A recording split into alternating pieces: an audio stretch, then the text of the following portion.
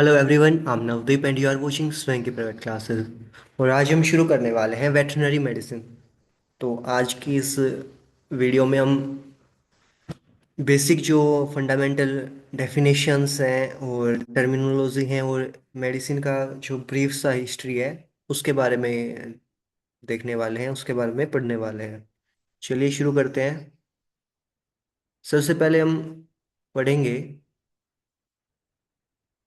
Veterinary medicine की definition.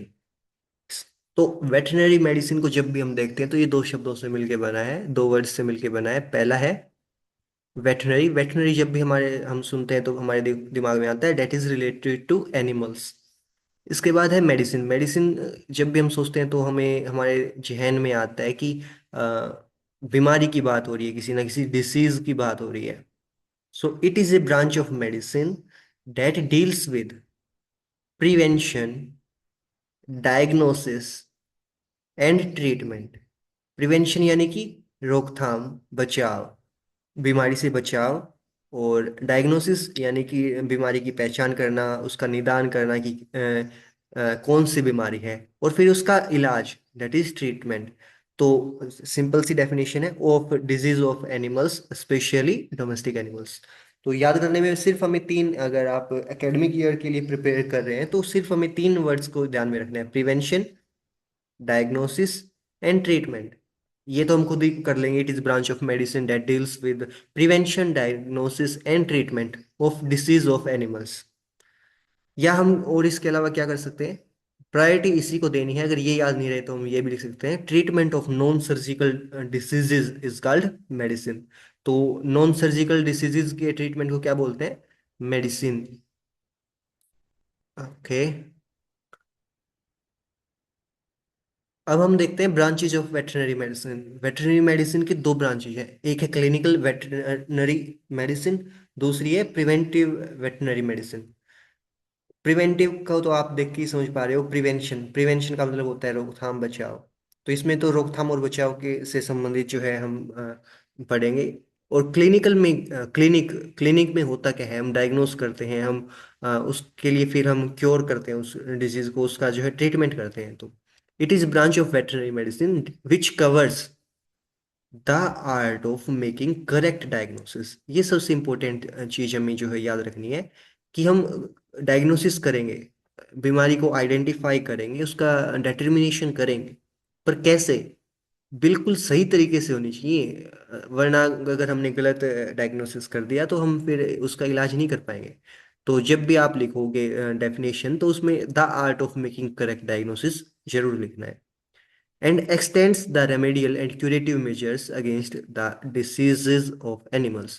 तो diagnosis करने के बाद उसका जो इलाज है, उसके लिए जो भी हम कदम उठाएंगे, उसके लिए चाहे जो हम उसका मेडिसिन से मतलब उसे दवाइयाँ दें या कोई और तरीके से थेरेपी, अगर हीलियोथेरेपी है, किसी भी तरीके की थेरेपी से हम उसका इलाज करेंगे, उसे क्या बोलेंगे हम? Clinical veterinary medicine. तो वेटरनरी मेडिसिन की वो ब्रांच जो art of making correct diagnosis और साथ में that x tends the remedial and curative measures against the diseases of animals. तो ये था क्लिनिकल वेटरनरी मेडिसिन। इसमें डायग्नोसिस करेंगे और उसका ट्रीटमेंट करेंगे। प्रिवेंटिव मेडिसिन को देखते हैं। It is branch of veterinary medicine, वही सेम बात, विच एंश्योर्स, जो कि ये बात पक्की कर लेता है कि measures to maintain the health. तो हेल्थ को मेंटेन करने के लिए जो है ऐसे कदम जो उठाए जाते हैं वो इस ब्रांच के अंदर आते हैं, ताकि जब डिजीज आने वाली हो तो बीमारी से बचने के लिए जो भी कदम उठाए जाते हैं, जो भी तैयारियां की जाती हैं, वो किसके अंदर आती हैं? प्रिवेंटिव वेटरनरी मेडिसिन के अंदर आती हैं। और सिंपल सी डेफिनेशन आप लिखना चाहो तो ये लिख सकते हो: it deals with all measures to control and prevent animal diseases. तो सारे के सारे जो भी तैयारियां हैं, जो भी हम कदम उठाते हैं, किसके लिए? बीमारी को, या तो अगर हो गई है तो उसको कंट्रोल करने के लिए, उसे काबू में लाने के लिए, और अगर नहीं हुई है तो उसको उसका बचाव करने के लिए, प्रिवेंट करने के लिए। तो बस ये दो वर्ड याद रखने हैं: measures to control and prevent animal diseases. So preventive medicine, it focuses on detection and dissemination of information to prevent, control and eradicate animal diseases. तो इसमें क्या करेंगे हम, जो भी हमारे पास नॉलेज है उससे हम डिसेमिनेट करेंगे, वो इन्फॉर्मेशन को हम जो है डिसेमिनेट करेंगे, जानकारी को, कि लोग जो है एनिमल्स की जो डिजीज है उसको उसका जो है बचाव कर पाए, उसको काबू में कर सके। और आखिर में क्या, उस बीमारी को बिल्कुल ही जड़ से ही खत्म कर दे दुनियादारी से। तो इरेडिकेट का मतलब होता है बिल्कुल खत्म कर देना। जैसे आज के दिन कौन सी बीमारी इरेडिकेट हो चुकी है? रिंडरपेस्ट। आज के दिन रिंडरपेस्ट दुनिया में कहीं भी जो है रिकॉग्निशन में नहीं आ रही, कहीं भी डायग्नोसिस नहीं हो रहा है उसका, क्योंकि वो खत्म हो चुकी है। तो ये सब काम किसके हैं? प्रिवेंटिव वेटरनरी मेडिसिन के। तो प्रिवेंटिव वेटरनरी मेडिसिन का भी अपना एक बहुत इम्पोर्टेंट रोल है मेडिसिन के अंदर। अब हम बात करने वाले हैं किसके बारे में, कुछ इम्पोर्टेंट जो है हिस्ट्री के फैक्ट्स के बारे में बात करने वाले हैं। सो पहला फैक्ट क्या है? फादर ऑफ मेडिसिन, ये डायरेक्टली पूछा जा सकते हैं, ये और ये दोनों जो, तो आपके एग्जाम पॉइंट ऑफ व्यू से काफी इंपॉर्टेंट है। Father of medicine is Hippocrates and father of veterinary medicine is Renatus Vegetius. Pronunciation आप लोग देख लीजिएगा। Father of veterinary medicine Renatus Vegetius, और father of medicine is Hippocrates. Father हर एक सब्जेक्ट के, अगर आपको मतलब चाहे वो न्यूट्रिशन के फादर ऑफ न्यूट्रिशन, तो हर एक सब्जेक्ट के फादर आपको याद रखने हैं, काफ़ी इंपॉर्टेंट है, कई बार सवाल पूछ लिए जाते हैं इनसे। इसके अलावा अगर हम हिस्ट्री की बात करें तो जो इंडिया में है, अपने किंग अशोका हुए हैं, grand son of Chandragupta Maurya. तो उन्होंने पहली बार, पूरे विश्व में सबसे पहली बार जो है पशु चिकित्सालय यानी कि एनिमल हॉस्पिटल्स जो है बनवाए, और बहुत सारे बनवाए। तो ये एक हिस्टोरिकल फैक्ट है। इसके अलावा जब भी हम हिस्ट्री के बारे में, चीज़ों के बारे में देखते हैं, तो हमारे हमारे ध्यान सीधा किस पर जाता है? वेदों पर जाता है। तो अथर्ववेद में जो है एनिमल डिसीजेज के बारे में, एनिमल्स की बीमारी के बारे में और उनके ट्रीटमेंट के बारे में जानकारी दी गई है। तो ये भी इम्पोर्टेंट पॉइंट है, मेंस में मतलब पूछ लिया जा सकता है, और ये इतनी बड़ी बात भी नहीं है, बस एक बार आप एक दो बार गो थ्रू कर लेंगे तो आपको ध्यान में रहेगा। इसके अलावा सेलियोत्रा, सेलियोत्रा को क्या कहा जाता है? पहला वेटरनेरियन कहा जाता है वर्ल्ड का, जो कि हॉर्स में क्या थे? एक्सपर्ट थे। वो हॉर्स डिजीजेज में जो है एक्सपर्ट थे, हॉर्स के एक्सपर्ट थे। इन्होंने हय आयुर्वेदा भी लिखा है। हय का मतलब क्या होता है? हॉर्स या घोड़ा। तो हय हय आयुर्वेदा भी लिखा है। तो ये डायरेक्टली बहुत इंपॉर्टेंट है, सेलियोत्रा वाला काफी ज्यादा इंपॉर्टेंट है। First veterinarian of world. Okay. Now Palakapya, ये भी एक मिथोलॉजिकल जो है पर्सन हुए हैं, जो उस टाइम पर एलिफेंट एक्सपर्ट हुआ करते थे, और इन्होंने लिखा है गज आयुर्वेदा। गज, जिसे हम हिंदी में गज, हाथी को गज भी बोलते हैं, तो गज आयुर्वेदा इन्होंने लिखा है। और उसके अंदर एलिफेंट्स की जो है एनाटॉमी, फिजियोलॉजी और डिसीजेज के बारे में हमें जानकारी मिलती है गज आयुर्वेदा के अंदर। ओके, अगली स्लाइड पर चलते हैं।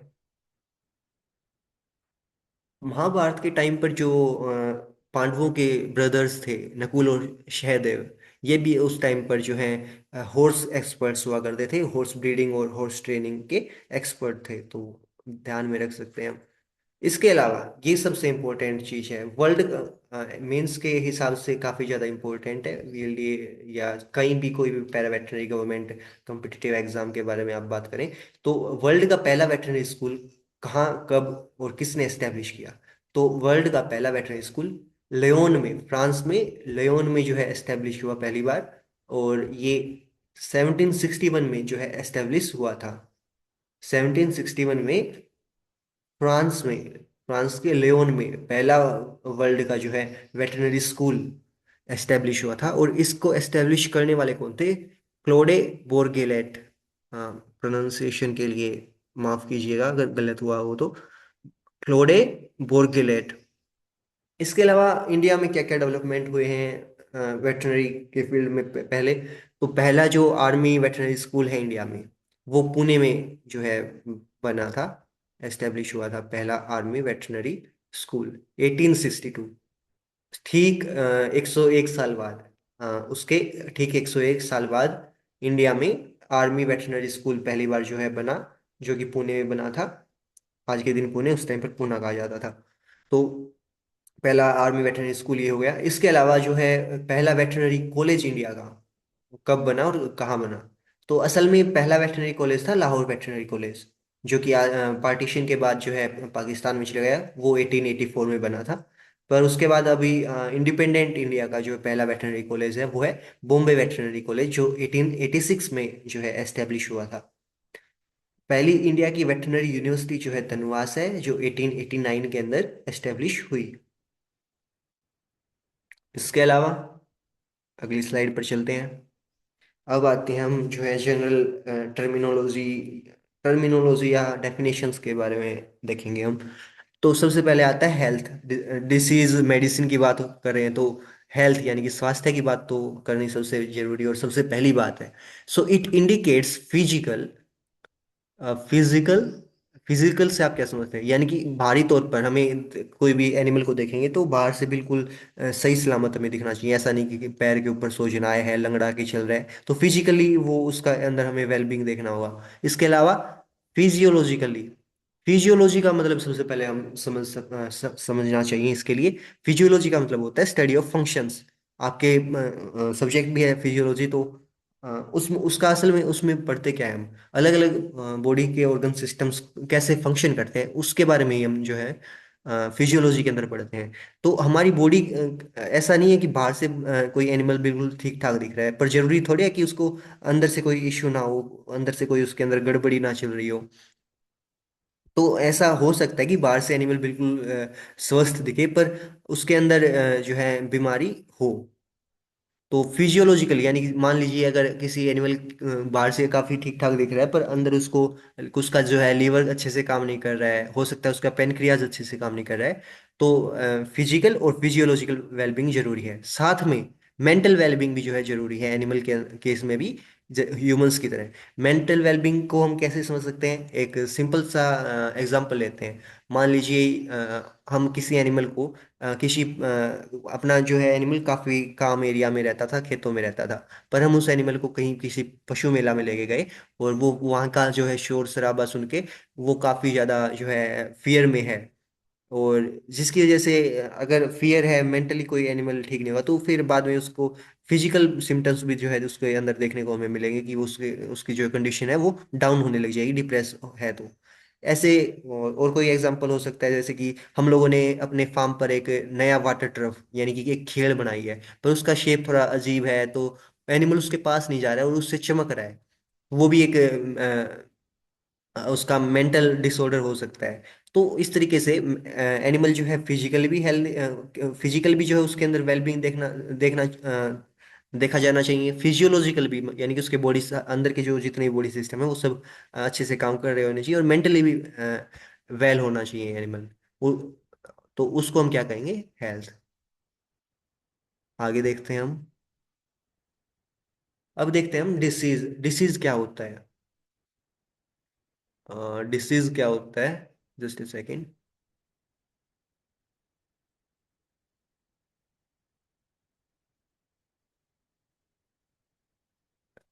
Okay. Any deviation from normal structure and function of body or organs is called disease। तो सबसे पहले हम देखते हैं वर्ड डिसीज। जब भी हम कुछ भी पढ़ते हैं तो सबसे पहले हम उस वर्ड को ब्रेक करेंगे। डिसीज दो चीजों से मिलकर बना है। डिस डिस का मतलब हमेशा हम डिसअपॉइंटमेंट या ऐसे ही हम डिस से का मतलब हमेशा हम कैसे देखते हैं? एक अपोजिट वे में, एंटोनियम की तरीके से, या फिर कुछ खराबी है इस तरीके से हम डिस का मतलब देखते हैं। और ईज, ईज मतलब कंफर्ट, इजीनेस। तो जब कोई भी एनिमल या ह्यूमन बीइंग कंफर्टेबल लेवल पर नहीं होगा, इजीनेस में नहीं होगा, तो वो क्या होगी? डिसीज। और डिसीज का मतलब क्या होता है? बीमारी। तो डिसीज आप समझ रहे हो ना? सो एनी डेविएशन यानी कि बदलाव किससे? नॉर्मल स्ट्रक्चर से। यानी कोई स्ट्रक्चर हमारा था, पैर था, पैर हमें एक एनिमल का पैर अगर हम नॉर्मली देखेंगे, नॉर्मल कंडीशन में उसका एक स्ट्रक्चर होगा, पर वो उसके अंदर अगर स्वेलिंग ज्यादा आ रखी है तो वो क्या है? उसका डेविएशन है, बदलाव है।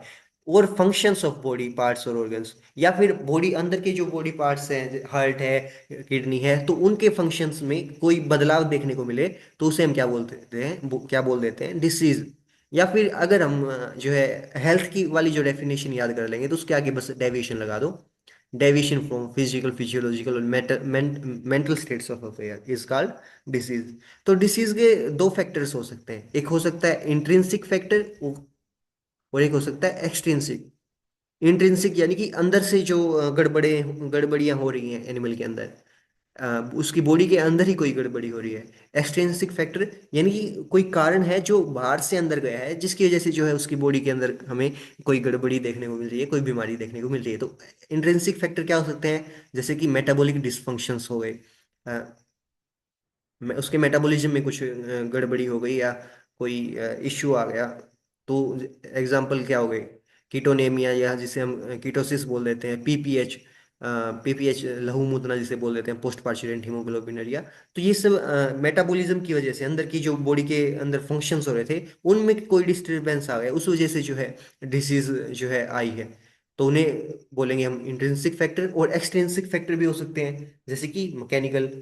मैकेनिकल फैक्टर कैसे हो सकते हैं, जैसे कि किसी एनिमल का जो है एक्सीडेंट हो गया, कोई साधन या किसी व्हीकल से जो है टकरा गया, तो ट्रोमा हो सकता है, मैकेनिकल जो फैक्टर है। कोई वुंड हो सकता है, मतलब घाव, एब्रेशन यानी कोई खरोंच हो सकती है। इसके अलावा फिजिकल फैक्टर्स भी हो सकते हैं, जैसे कि होठ, मतलब कुछ गर्म लग जाए, कुछ ज़्यादा ठंडा लग जाए, जिससे जैसे कि हम बात करते हैं फ्रोस्ट बाइट की। तो हमारी एक्सट्रीमिटीज जो होती हैं, काफ़ी ज़्यादा ठंड है, तो हमारी जो कान है, या फिर पशु के जो है पूंछ है, उस तक जो है क्या नहीं पहुंच पाता, ब्लड सप्लाई नहीं पहुंच सक पाता। तो ये सब जो फैक्टर्स हैं, या डस्ट हो गया, स्मोक हो गया, इन सब की वजह से कोई बीमारी हो, तो उसका कारण क्या होगा, physical factor, physical extensive factor. Chemicals भी हो सकते हैं बीमारी के कारण, कोई एसिड हो गया, एल्कलाई हो गया, पॉइजन मान लीजिए, कोई जहर खा लिया एनिमल ने, कोई जहरीला पौधा खा लिया।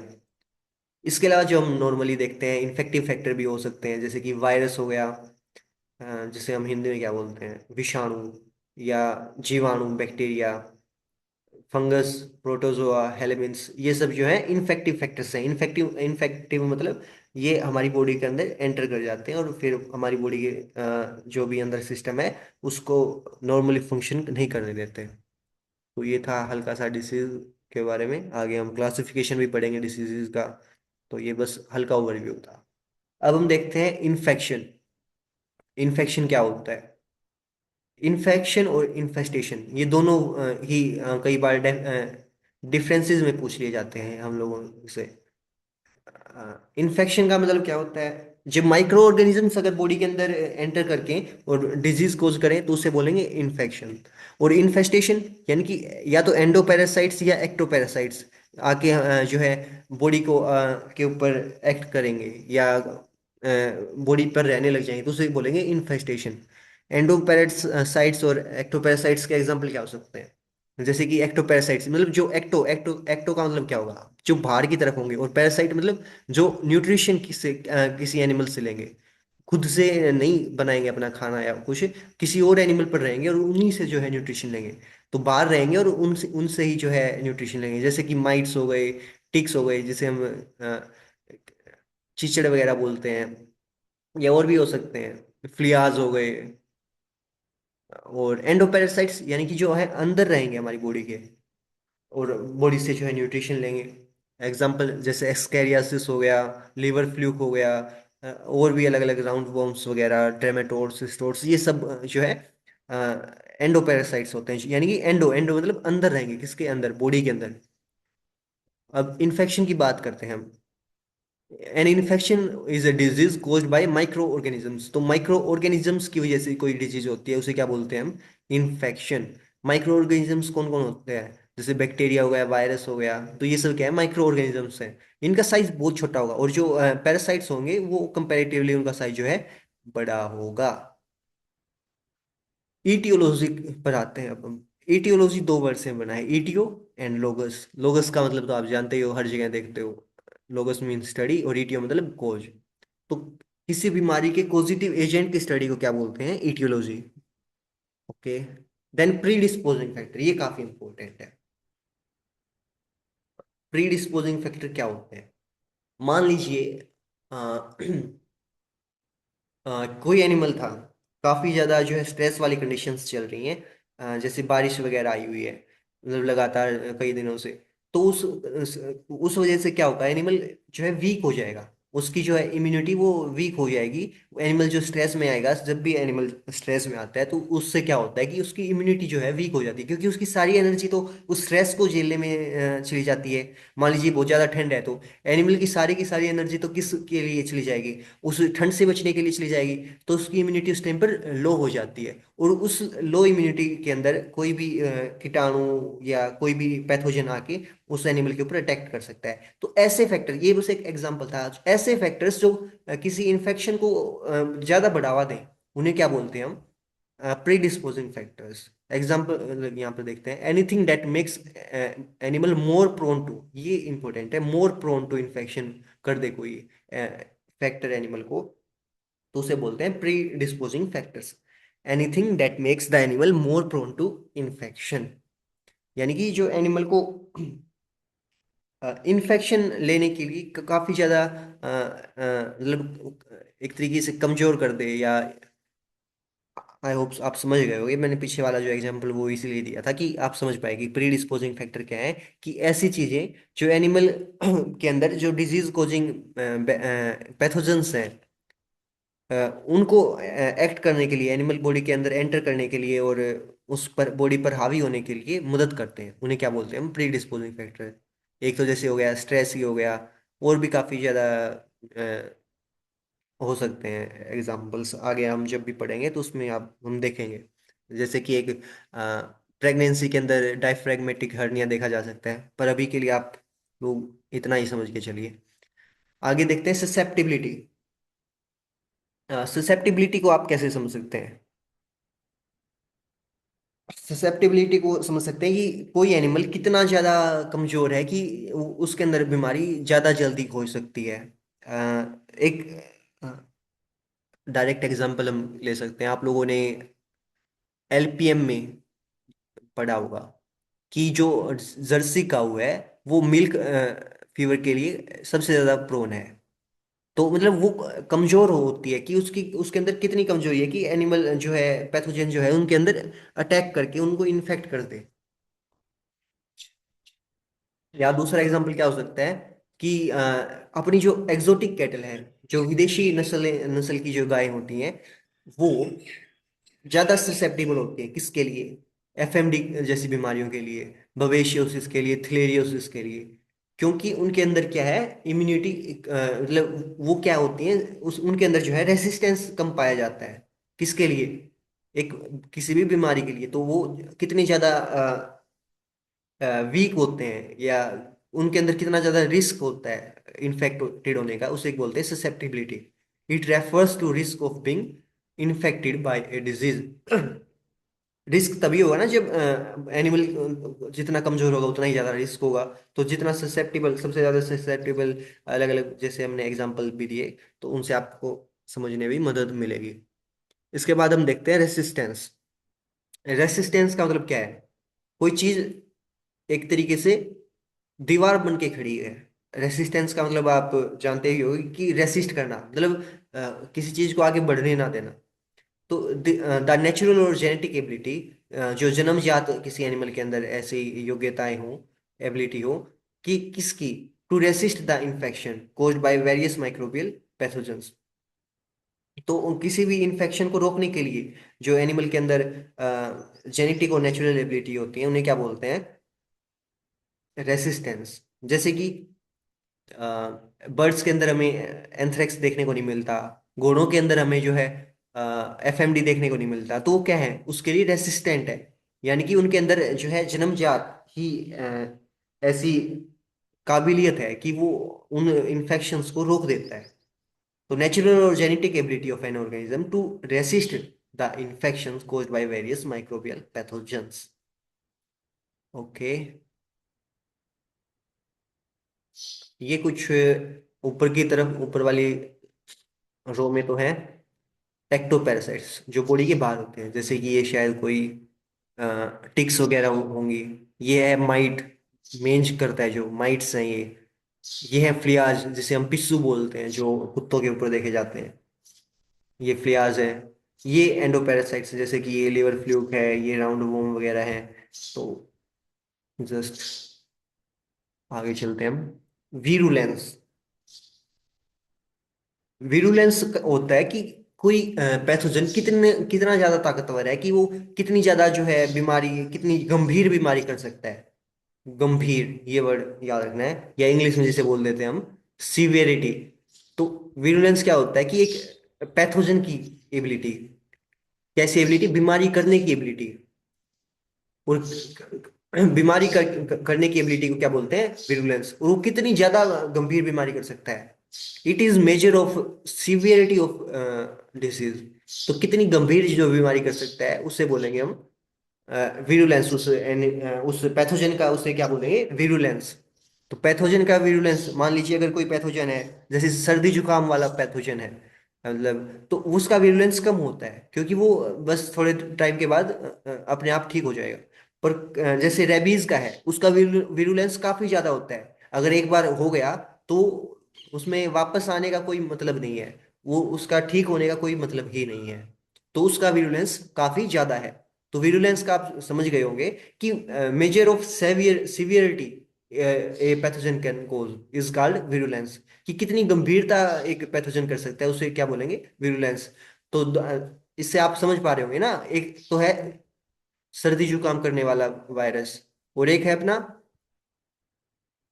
दूसरा वायरस कौन सा है? रेबीज वाला वायरस। तो कौन सा वायरस का विरुलेंस ज्यादा होगा? रेबीज वाले वायरस का जो है विरुलेंस ज्यादा होगा।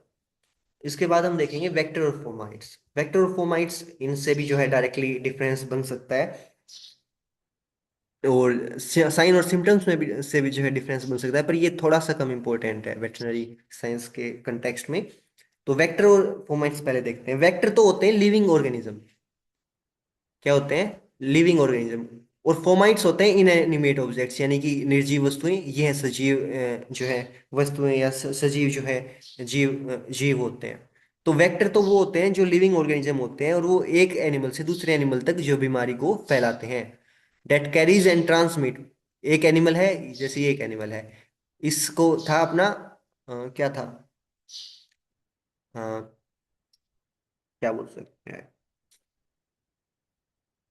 हाँ बबेशियोसिस था जैसे। तो एक वेक्टर होया, एक टिक था जो कि इस एनिमल से दूसरे एनिमल के ऊपर चला गया। दूसरा एनिमल ये है अपना, पर ये तो नहीं मानते हैं, दूसरी गाय ही समझ लो। तो दूसरी गाय पर चला गया। तो उसने क्या किया? इस एनिमल से जो है बीमारी दूसरे एनिमल में फैला दी, दूसरे एनिमल के अंदर बीमारी फैला दी। तो इसे क्या बोलेंगे? ये क्या है? वेक्टर है। वहीं अगर इसकी वेक्टर यानी कि ये तो लिविंग था। टिक तो क्या होता है? जिंदा चीज होती है। पर इसकी जगह अगर इनएनिमेट ऑब्जेक्ट होता तो क्या होगा? मान लीजिए ये जानवर था, ये खा रहा था अपना खाना, फीड ले रहा था, ये जो भी भूसा वगैरह खा रहा था। इसने छोड़ दिया, दूसरा एनिमल आया, वो खाने लग गया। तो क्या हो गया? इस कंटेमिनेटेड जो फीड है उसकी वजह से एनिमल को क्या होगा? बीमारी ट्रांसमिट हो जाएगी। तो ये क्या होते हैं? फोमाइट्स। जो फोमाइट्स होते हैं वो इनएनिमेट ऑब्जेक्ट होते हैं जो कि कैपेबल होते हैं किसके? ट्रांसमिट करने के कोई भी इन्फेक्शियस ऑर्गेनिज्म को, एक इंडिविजुअल से दूसरे इंडिविजुअल। या इसके अलावा वो क्या हो सकता है? जैसे हवा, हवा में भी हवा भी इनएनिमेट है। एक एनिमल ने यहाँ पर सांस छोड़ा तो दूसरे एनिमल तक ले गई, तो भी फोमाइट है। पानी, या कपड़े, बिस्तर, या ये सब चीजें जो भी है, ये वो सब चीजें क्या होती है? फोमाइट्स होती हैं। वेक्टर लिविंग ऑर्गेनिज्म होते हैं जो कि एक एनिमल से दूसरे एनिमल तक कोई भी इन्फेक्शियस एजेंट को ट्रांसमिट करते हैं। और फोमाइट्स नॉन लिविंग ऑर्गेनिज्म, या सॉरी ऑर्गेनिज्म बोल रहा हूँ, नॉन लिविंग ऑब्जेक्ट्स होते हैं, इनएनिमेट ऑब्जेक्ट्स होते हैं जो कि एक एनिमल से दूसरे एनिमल तक जो है इन्फेक्शन को फैलाते हैं, इन्फेक्शियस ऑर्गेनिज्म या इन्फेक्शियस एजेंट को फैलाते हैं। अब देखते हैं हम सिम्टम्स। सिम्टम्स सीधी बात है, मुझे है मेरे को है सिर में दर्द, तो डॉक्टर को तो पता नहीं चलेगा कि मेरे मेरे सिर में दर्द है। तो मैं जो फीलिंग एक्सप्रेस करूंगा, उसे क्या बोलेंगे, सिम्टम। और जैसे साइन है, मेरे को बुखार है, तो डॉक्टर चेक करके देख लेगा कि मेरे को बुखार है, तो वो क्या होगा, साइन होगा। तो सीधा एग्जांपल यही थे, पेट दर्द है, सिर दर्द है, ये क्या होते हैं, सिम्टम्स होते हैं। और साइंस क्या होते हैं, जो डॉक्टर अपनी क्लिनिकल ऑब्जर्वेशन से, ऑब्जेक्टिव एविडेंस होते हैं, और जो क्लिनिकल एग्जामिनेशन के दौरान जो है ऑब्जर्व करता है, उसे क्या बोलते हैं, साइंस। कई बार काफी वेटरनरी मेडिसिन में, जैसे बोल के तो बता नहीं सकता कोई भी एनिमल सिम्टम्स अपने, तो हमें उनको देखना पड़ता है। कैसे देखना पड़ता है, कैसे हम देख सकते हैं सिम्टम्स को। मान लीजिए एनिमल के पेट में दर्द है, तो वो पेट पर लात मार सकता है। अगर उसके मुंह में दर्द है तो मुंह खाएगा नहीं, या और जो दूसरा है, मुंह खुला रखेगा। तो इस तरीके की चीज क्या है, ये सिम्टम्स की तरीके से काम करते हैं हम इनको। साइंस क्या हो सकते हैं, जैसे कि पल्स रेट चेक करेगा एनिमल की, जो है क्लिनिशियन या जो भी डॉक्टर है वो। इसके अलावा क्या करेगा, पल्स रेट हो गया, रूमिनेशन, जो है रूमिनल मोटिलिटी चेक करेगा कि जो रूमन है उसके अंदर मूवमेंट हो रही है या नहीं हो रही, या फिर टेम्परेचर हो गया। तो ये सब चीजें जो है साइंस की तरीके से देखी जाती हैं। आई होप समझ गए होंगे। इंग्लिश में आप देख लेना कि क्या लिख रखा है, या हम करवा देते हैं। Symptoms it denotes adverse feeling, वो काफी ज्यादा एडवर्स फीलिंग या दर्दनाक बोल सकते हैं, वो फीलिंग्स जो कि एनिमल जिसके अंदर हो रही हैं, जिसके अंदर एबनॉर्मेलिटीज हैं, उस एनिमल के की जो फीलिंग्स होती हैं उन्हें क्या बोलते हैं, सिम्टम्स बोलते हैं। चाहे वो बॉडीली कंडीशन हो या मेंटल कंडीशन हो। मेंटल कंडीशन में भी तो सिम्टम्स हमें देखने को मिलेंगे। मान लीजिए कोई एनिमल जो है डरा हुआ है, तो उसके अंदर भी वो देखेंगे, उसकी आंखें ज्यादा खुली होंगी, वो ज्यादा एक्टिव होगा, वो चारों तरफ बार बार देख रहा होगा। तो वो क्या है, उसका सिम्टम है। साइन क्या होते हैं, आउटवर्ड मैनिफेस्टेशन होते हैं किसी भी डिजीज का। डायरेक्टली आपको ये लिखना है, outward manifestation of disease observe through objective evidence are called signs. Okay, अब आते हैं शौक पर। शौक तो आपने सुना होगा, उसको ना शौक लग गया। कौन सा शौक, चलो यहाँ पर जो है शौक का मतलब क्या वो देखते हैं। शौक इज ए लाइफ थ्रेटनिंग, यानी कि जिंदगी को खतरे में डालने वाली मेडिकल कंडीशन है, ऑफ लो ब्लड परफ्यूजन। जब खून जो है वो हर टिश्यू तक, जिस लेवल तक या जिस अमाउंट में पहुंचना था वो नहीं पहुंच रहा है। तो ऐसी कंडीशन जिसके अंदर लो ब्लड परफ्यूजन हो, किसको, टिश्यू को, उस कंडीशन को क्या बोलते हैं, शोक। और उसका रिजल्ट में क्या होगा, अगर टिश्यू तक जो है ब्लड नहीं जाएगा तो ऑक्सीजन नहीं जाएगी, ऑक्सीजन नहीं जाएगी तो सेलुलर इंजरी होने लग जाएगी, सेलुलर डेथ होने लग जाएगी। और फिर वो टिश्यू जो है इनएडुकेट, जो है पर्याप्त रूप से जो है फंक्शन नहीं कर पाएगा, जितना जो फंक्शन उसको करना चाहिए वो नहीं कर पाएगा। तो उस कंडीशन को क्या बोलते हैं, शोक। शोक is a life threatening medical condition जिसके अंदर लो ब्लड परफ्यूजन होता है टिश्यू को, जिसके रिजल्ट में सेलुलर इंजरी और टिश्यू फंक्शंस में गड़बड़ी हमें देखने को मिलती है। इसके अलावा किसी एनिमल, कोई एनिमल को चोट लगी है, उसका एक्सीडेंट हुआ है किसी भी तरीके से, तो उसको अगर हेमरेज हो रहा है, यानी कि उससे खून निकल रहा है, तो उस कंडीशन में भी हमें जो है शोक देखने को मिलेगा। तो अगर 20% से ज्यादा खून उसका बह गया है, तो वो भी डेथ का कोज बन सकता है उसका। उसके अंदर उसको, उस कंडीशन को क्या बोलेंगे, शोक बोलेंगे। 20% से ज्यादा अगर किसी भी एनिमल के अंदर खून निकल जाता है, तो वो डेथ की तरफ जाने लग जाता है एनिमल, और उस कंडीशन को हम बोलते हैं शोक। इसके बाद हम देखते हैं syndrome. It means the condition which are associated with disease process. वो कंडीशन जो एक डिसीज प्रोसेस के साथ एसोसिएटेड हो। ये एग्जांपल से आप ज्यादा बेहतर तरीके से समझ पाएंगे। जस्ट अ सेकेंड, एग्जांपल क्या दें, किसी एनिमल ने क्या खा लिया, बहुत सारा दलिया खा लिया खुला के, सूखा। तो उसे क्या होगा, उसे होगी लैक्टिक एसिड ज्यादा, फर्मेंटेशन से लैक्टिक एसिड ज्यादा बनेगी उसके ह्यूमन में। और लैक्टिक एसिड ज्यादा बनेगी तो क्या होगा, उसे एसिड इंडाइजेशन होगा। और एसिड इंडाइजेशन हो गया तो क्या बने होगा उसके साथ, सबसे पहले ज्यादा एसिड बन जाएगा, तो उसकी जो ह्यूमन की वॉल है, स्टमक की जो वॉल है, वो डिग्रेड होने लग जाएगी। और वो थोड़ी जो है कमजोर हो गई, तो उसके पेट में जितने भी जो है इन्फेक्शियस एजेंट थे या कोई भी बैक्टीरिया वगैरह थे, वो ब्लड में चले जाएंगे। ब्लड में गए तो ब्लड से कहाँ जाएंगे, लीवर तक। लीवर के अंदर जो है गड़बड़ियाँ पैदा करेंगे, जिसे हम क्या बोलते हैं, हेपेटिक इंसफिशियंसी, रीनल इंसफिशियंसी भी होगा। और अगर अपना जो है लीवर ठीक से काम नहीं करेगा, तो लीवर से जो है विटामिन B1, जिसे हम बोलते हैं थायमिन, उसका प्रोडक्शन नहीं होगा। और वो अगर B1 की डेफिशिएंसी होगी, तो हमें रूमिनेंट्स के अंदर क्या देखने को मिलता है, PEM, जिसे हमने लोगों ने जो है डेफिशिएंसी डिजीजेज में भी पढ़ा होगा एनिमल न्यूट्रिशन के अंदर। तो PEM की कंडीशन उसे में देखने को मिलेगी, पोलियो एनसेफेलोमलेसिया। पोलियो एनसेफेलोमलेसिया, मलेशिया का मतलब ये होगा सॉफ्ट ड्रिंक। तो उसके जो दिमाग है, दिमाग में भी जो है ग्रे मैटर जो होता है, पोलियो का मतलब है ग्रे मैटर से है। तो ग्रे मैटर जो है वो उसके अंदर सॉफ्टनिंग देखने को मिलेगी। तो बीमारी क्या थी, बीमारी एक थी, it means condition associated with disease process. बीमारी एक थी, पर उसके साथ बहुत सारी कंडीशंस जुड़ गई हैं यहाँ पे। एसिड इंडाइजेशन हुआ था, पर हेपेटिक इंसफिशियंसी हो गया, रीनल इंसफिशियंसी हो गया, पॉलीएंसोफेलोमेलेसिया हो गया। तो ये सब क्या है, इस कंडीशंस को क्या बोलते हैं, सारी की सारी कंडीशंस को एक साथ क्या बोलते हैं, सिंड्रोम। इसके साथ जैसे आप लोगों ने स्कूल में पढ़ा भी होगा, एड्स होता है, एक्वायर्ड इम्यूनो डेफिशिएंसी सिंड्रोम, उसको भी सिंड्रोम बोलते हैं। कोई एक डिजीज नहीं है, उसके साथ बहुत सारी कंडीशंस जो है एसोसिएटेड होते हैं। अब देखते हैं हम पैथोजेनेसिस। हालांकि पैथोलॉजी वगैरह हमारे मेडिसिन के अंदर ज़्यादा नहीं बताया गया है पैथोलॉजी के बारे में, या हमारे अलग से कोई सब्जेक्ट भी नहीं है पैथोलॉजी, पर इसका मतलब हमें पता होना चाहिए। द मैनर और mechanism by which disease develops with in a body. तो जैसे आप लोग को पता तो है कि FMD है वो किसी वायरस की वजह से होता है, पर कैसे अंदर जाके वो क्या करता है, क्या क्या गड़बड़ियां करता है, उसे ही बोलते हैं पैथोजेनेसिस की। वो कैसे अंदर जाके क्या क्या करेगा, और उससे जो है बीमारी की जो बाहर हमें जो है सिम्टम्स या साइंस देखने को मिलेंगे। तो उस अंदर की जितनी प्रोसेस है, उस अंदर का जो भी मैकेनिज्म है, कि जो बीमारी है वो कैसे डेवलप हुआ है, वो बीमारी कैसे डेवलप हुई है, उस मैकेनिज्म को क्या बोलते हैं, पैथोजेनेसिस। ये बस एग्जांपल के लिए था इन्फेक्शियस एजेंट वाला।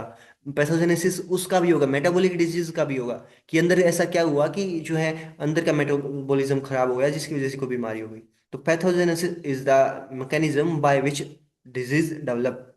क्या क्या जो है पाथवे जो वो है, किस किस रास्ते से जाता है, मतलब पहले जैसे यहाँ पर हमने देखा था, एसिड ज़्यादा हो गई तो लीवर के पास गया, लीवर में इंसफिशियंसी कर दी, मतलब लीवर कई फंक्शंस को इम्बैलेंस कर दिया, जिसकी वजह से पॉलीएंसोफेलोमेलेसिया हो गया उसे। तो ये सारी चीज़ें जो हैं, ये क्या है, एक तरीके से इसकी पैथोजेनेसिस है।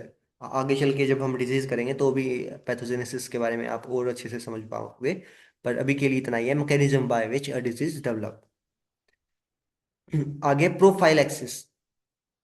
प्रोफाइलैसिस लैक्सिस का मतलब क्या होता है, measures taken to prevent the spread of disease. कोई बीमारी अभी तक आई नहीं है, पर आने से पहले ही उसका बचाव कर लें, उसको क्या बोलेंगे, प्रोफाइलैक्सिस। ऐसे कदम उठाना जिससे जो है बीमारी जो है फैलने से रुक जाए। Measures taken to prevent the spread of disease. Examples क्या हो सकते हैं, जैसे वैक्सीनेशन हो गया, FMD आने से पहले ही हमने सब एनिमल्स को जो है वैक्सीनेट कर दिया, तो क्या होगा, हाँ, क्या होगा, एनिमल जब असल में बीमारी आएगी तो हमारे एनिमल जो है उनके अंदर इम्यूनिटी ज़्यादा होगी, वो उस लड़ाई बीमारी से लड़ लेंगे और इन्फेक्टेड नहीं होंगे। ऐसे ही जैसे टीट सीलेंट्स होते हैं, मेस्टाइटिस से बचाने के लिए हम जो है उनके अंदर एंटीबायोटिक्स डालते हैं, टीट्स के अंदर, ड्राई काउस के अंदर। तो ये क्या है, प्रोफाइलैक्सिस है ये सब। बीमारी से बचाने के लिए जो मेजर्स हम लेते हैं उन्हें बोलते हैं प्रोफाइलैक्सिस। अब देखेंगे हम डायग्नोसिस। डायग्नोसिस होता क्या है, it is art of recognition and determination of the nature of disease. तो बीमारी मतलब हमने ऊपर भी देखा था, ये एक आर्ट है। कैसी आर्ट, रिकॉग्नाइज करने की, आइडेंटिफाई करने की, कि बीमारी का कारण क्या है, उसका नेचर क्या है, कारण भी नहीं कहेंगे, उसका नेचर क्या है कि, वो वायरस से हुई है, वो बैक्टीरिया से हुई है। तो ये सब चीजें पहचानना कि ये बीमारी कौन सी है, बीमारी को पहचानने की कला को क्या बोलते हैं, diagnosis. It is art of recognition and determination of the nature of disease. तो बीमारी को पहचानने को क्या बोलते हैं, डायग्नोसिस। डायग्नोसिस अलग अलग तरीके के हो सकते हैं। टाइप्स ऑफ डायग्नोसिस में देखेंगे हम, ये तो काफ़ी सिंपल है, ये आपको याद हो जाएगी, इतनी बड़ी नहीं है। Art of, it is the art of recognition and determination of nature of diseases. Types of diagnosis क्या क्या हो सकते हैं, एक है स्नैपशॉट। स्नैपशॉट को देख के ये ऐसा लग रहा है कि एक शॉट यानी कि एक झलक में कुछ देखा और हमने बता दिया भाई ये तो, इसको तो ये बीमारी है। ऐसा एग्जाम्पल क्या हो सकता है, जैसे मिल्क फीवर है, हम गए फार्म पर, फार्म पर जो है गाय बैठी हुई है, और एस शेप डेविएशन हमें जो है देखने को मिल रहा है। उसने अपना जो चेहरा है वो किसकी तरफ कर रखा है, left lumbar para lumbar fossa की तरफ कर रखा है। तो वो इसका क्या है, पैथोग्नोमिक साइन है। अगर ऐसी कंडीशन हमें देखने को मिलती है तो उसका सीधा मतलब क्या है, उसको मिल्क फीवर है। तो बस एक झलक में, या हिस्टी शॉट इसका दूसरा नाम भी पूछ लिया जाता है कि स्नैपशॉट का दूसरा नाम क्या है, तो हिस्ट्री शॉट। तो एक झलक में, हिस्ट्री मतलब जल्दबाजी में बस एक झलक में देखा और हमने बता दिया कि इसको ये बीमारी है। तो ऐसे डायग्नोसिस को क्या बोलते हैं, स्नैपशॉट डायग्नोसिस। इसके अलावा डायरेक्ट डायग्नोसिस। डायरेक्ट डायग्नोसिस क्या होता है कि हमने बीमारी को पहचाना है, identifying the disease based on specifically on clinical science. Clinical science को देख के हम डायरेक्टली उसकी उसकी बीमारी को पहचान ले, उसे क्या बोलेंगे हम, डायरेक्ट डायग्नोसिस। जैसे कि एफएमडी है, एफएमडी के अंदर हमने देखा एनिमल को, एनिमल के मुंह से जो है रोपी सलाइवा आ रहा है, यानी कि तार जैसा जो है सलाइवा आ रहा है, लार टपक रही है, साथ में मुंह में छाले हैं, और जो है खुरों के बीच में भी जो है हमें छाले दिखाई दे रहे हैं, टीट्स के ऊपर भी जो है वेसिकल्स हमें जो है दिखाई दे रहे हैं। तो क्या है, हमने जो क्लिनिकल साइंस है डायरेक्टली उनको देखकर क्या कर दिया, किसी डिजीज को पहचान लिया, रिकॉग्नाइज कर लिया, डिटरमाइन कर लिया, तो उसे क्या बोलेंगे, डायरेक्ट डायग्नोसिस। इसके बाद देखते हैं टेंटेटिव। टेंटेटिव का मतलब होता क्या है, टेंटेटिव का असली मतलब होता है अनुमान लगाना।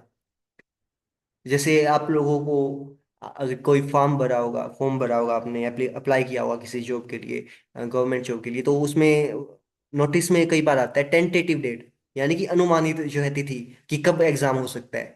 तो या फिर प्री अजम्पटिव, इसका दूसरा नाम क्या हो सकता है, टेंटेटिव डायग्नोसिस या फिर प्री अजम्पटिव डायग्नोसिस। तो हम किसी जगह पर गए, हमें लगा कि ये बीमारी है, पर अभी हमें रिजल्ट के लैब में हमने रिजल्ट के लिए भेजा, मतलब सैंपल्स को रिजल्ट के लिए भेजा। पर ऐसे तो हमें एनिमल को उसी टाइम तो नहीं छोड़ सकते, तो उसका कोई ना कोई इलाज तो करना शुरू करना पड़ेगा, वरना हो सकता है कि वो बीमारी और ज़्यादा जो है खराब हो जाए, जो कंडीशन है वो और ज़्यादा बिगड़ जाए। तो उस डायग्नोसिस को, जैसे कि हम कह सकते हैं कि भाई अभी इसको भेज दें लैब रिपोर्ट्स के लिए, तब तक मुझे लग रहा है कि इसको है बैक्टीरियल डिजीज, तो उसके हिसाब से उसको उसका जो है ट्रीटमेंट शुरू करते हैं। तो उसको कहते हैं tentative diagnosis. A provisional diagnosis made to begin immediate treatment. तो इमीडिएटली जो है ट्रीटमेंट शुरू करने के लिए ट्रीटमेंट, सॉरी, डायग्नोसिस करते हैं हम, ताकि बीमारी को और ज़्यादा वोर्स यानी कि और ज़्यादा बढ़ने से, या कंडीशन को और ज़्यादा बिगड़ने से रोका जा सके। और उस टाइम तक हम क्या करेंगे, जब तक लेबोरेटरी रिपोर्ट्स नहीं आते हैं, तब तक अपना टेंटेटिव डायग्नोसिस है वो हमारा काम आएगा। इसके बाद हम चलते हैं आगे, डिफरेंशियल डायग्नोसिस। डिफरेंशियल डायग्नोसिस, तो डिफरेंशियल वर्ड में ही देखा है डिफरेंट, किसी चीज के अंदर हम क्या करेंगे, डिफरेंशिएट करेंगे। दो बीमारियां हैं, दोनों बीमारियों के साइंस हमें एक जैसे दिखाई दे रहे हैं, पर उनमें से बीमारी एक को हमें एलिमिनेट करना पड़ेगा। तो उस चीज को क्या बोलते हैं, हम उस डायग्नोसिस को क्या बोलते हैं, डीडीएक्स, यानी कि डिफरेंशियल डायग्नोसिस। एक एग्जांपल लेते हैं, सिंपल सा एग्जांपल लेते हैं कि एक तो है बबेशियोसिस। बबेशियोसिस में भी जो है यूरिन जो है रेड कलर का आता है, कॉफी कलर आता है। दूसरा PPH, post post parturient haemoglobinuria, उसमें भी आता है। तो हम कैसे करेंगे डायग्नोस, कि बबेशियोसिस है या फिर अपना जो है पीपीएच है। तो उस चीज को डायग्नोस करने के लिए क्या करेंगे हम, सबसे पहले तो ओनर से पूछेंगे क्या ये रिसेंटली भी आई है, या इसको जो है टिक्स का टिक्स, इसके ऊपर टिक्स की हिस्ट्री है, पहले इसको चिचड़ लगे थे या नहीं, या अभी अभी इसने जो है बच्चे को जन्म दिया है हफ्ते हफ्ते 2 हफ्ते 4 हफ्ते तक। तो हमें पता चल जाएगा उससे। अगर उसने अभी अभी बच्चे को जन्म दिया होगा तो उसके अंदर क्या होगा, क्या कंडीशन देखने को मिल सकती है, पीपीएच होगा। और अगर उसके ऊपर जो है क्या होगा, बबेशियोसिस होगा, तो उसके अंदर हमें उस टिक्स की हिस्ट्री जो है देखने को मिलेगी। इसके अलावा बबेशियोसिस में जो है ज़्यादातर मतलब बबेशियोसिस में फीवर होता है, पीपीएच में कई बार नहीं भी होता। तो इन सब चीज़ों से हम डिफ्रेंशिएट कर देते हैं। तो the process of comparing diseases, तो डिजीजेज को क्या करेंगे हम, कंपेयर करेंगे विद सिमिलर सिम्टम्स, जिनके सिम्टम्स एक जैसे होंगे, ताकि सिस्टमेटिकली हम किसी एक को रूल आउट कर दें और जो असली कोज है उसका हमें पता चल जाए। तो एग्जाम्पल से आई गेस बिल्कुल समझ आ गया होगा आप लोगों को। इसके बाद आता है कन्फर्मेटरी डायग्नोसिस और डेफिनेटिव डायग्नोसिस। दोनों पूछे जा सकते हैं कि कन्फर्मेटरी का दूसरा नाम क्या है। तो कन्फर्म, तो इसका मतलब तो आप समझ ही रहे हो, बिल्कुल सही बात होगी। The final proven identification reached after receiving end reviewing laboratory and diagnostic reports. हमने डायग्नोसिस किया था, उसमें क्लिनिकल साइंस वगैरह देखे थे, उनका मुआयना करते हुए, साथ में जो लेबोरेटरी से रिपोर्ट्स आए हैं उनको देखते हुए, दोनों को जो है साथ में इवेल्युएट करेंगे। और उनके इवेल्युएशन के बाद जो हम किसी डायग्नोसिस पर पहुंचेंगे वो क्या होगा, कंफर्मेटरी डायग्नोसिस होगा। ओके, कंफर्मेटरी डायग्नोसिस हो गया अपना। इसके बाद हम आते हैं सिम्टोमेटिक डायग्नोसिस के ऊपर। सिम्टोमेटिक डायग्नोसिस क्या होगा, सिम्टम्स के हिसाब से हमने, जैसे एक एनिमल था, उसको जो है बुखार था, बुखार था तो हमने सिर्फ उसको क्या दे दिया, एंटीपायरेटिक ड्रग्स दे दिए। तो वो क्या होगा, symptomatic diagnosis. Diagnosis and treatment based solely on outward clinical manifestations. तो बाहर जो भी हमें सिम्टम्स दिख रहे हैं उनके बेस के ऊपर जो है हम उसको डायग्नोस कर दें और ट्रीटमेंट कर दें, तो उसको क्या बोलते हैं, सिम्टोमेटिक डायग्नोसिस। कई बार जैसे कंडीशंस कुछ होती हैं कि सेल्फ लिमिटिंग होती हैं, मतलब अपने आप ठीक हो जाएंगी, हम जो है बस जो है साइंस को दबाने के लिए जो है ट्रीटमेंट दे दें, सिम्टम्स को दबाने के लिए ट्रीटमेंट दे दें, बाकी वो बीमारी सेल्फ लिमिटिंग है, अपने आप ठीक हो जाएगी। तो उस कंडीशन में हम देखते हैं symptomatic diagnosis without identifying the underlying cause. तो कई बार हमारे साथ भी होता है, हमारे सिर में दर्द हो जाता है, हम सीधा क्या करते हैं, सिर दर्द की दवाई ले लेते हैं। तो उसमें क्या है कि जो कोज है हमने उसको, उस कारण का तो हमने नहीं पता किया, बस सिम्टम्स देखे और उसका ट्रीटमेंट कर दिया। इसके अलावा आगे देखते हैं हम laboratory diagnosis. Identification confirmed strictly through scientific testing of samples such as blood, urine and feces। तो लेबोरेटरी से जो भी रिजल्ट्स आते हैं उसके बेस पर डायग्नोसिस करने को क्या बोलते हैं, लेबोरेटरी डायग्नोसिस।